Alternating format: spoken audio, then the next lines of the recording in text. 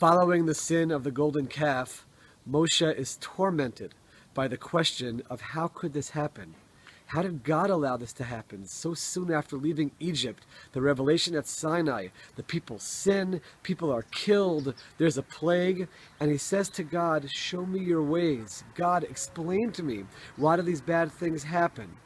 And God says to him, I have my ways, human beings cannot understand it. But in Parak Lamed Gimel, Pasuk Chaf Gimel, in 33:23, God says to Moshe, I will show you my back. You can't see my front, but I'll show you my back. You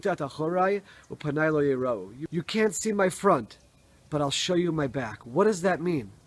Our sages teach us that God showed Moshe his tefillin that we wear on the head, the tefillin shel rosh. What does that mean? God wears tefillin? That was his answer to Moshe's question, showing him his tefillin? What does that all mean? I once heard a beautiful explanation. No, God doesn't wear actual tefillin.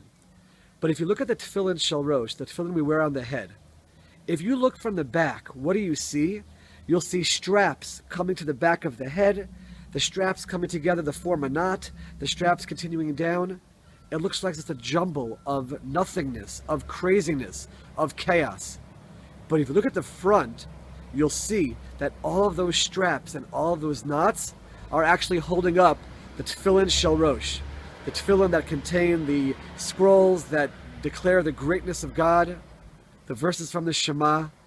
So from the back, it looks like craziness and chaos. But from the front, it's bringing amazing glory to God's name. And that is what God was telling Moshe.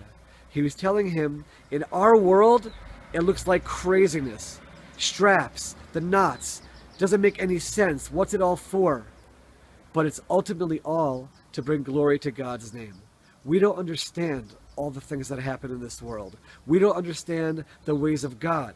But it starts with our faith, it starts with our belief, and then we can understand somehow it's all part of God's plan and all part of bringing glory to God.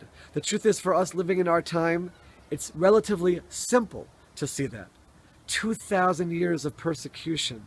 So difficult to understand all that we suffered in exile.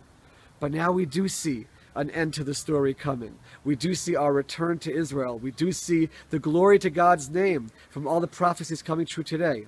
Let's focus on that when we see challenging things happen in our lives and recognize it's all coming towards a beautiful end. We have faith in God. We recognize that ultimately all the things that we don't understand will come together with a beautiful end to the story.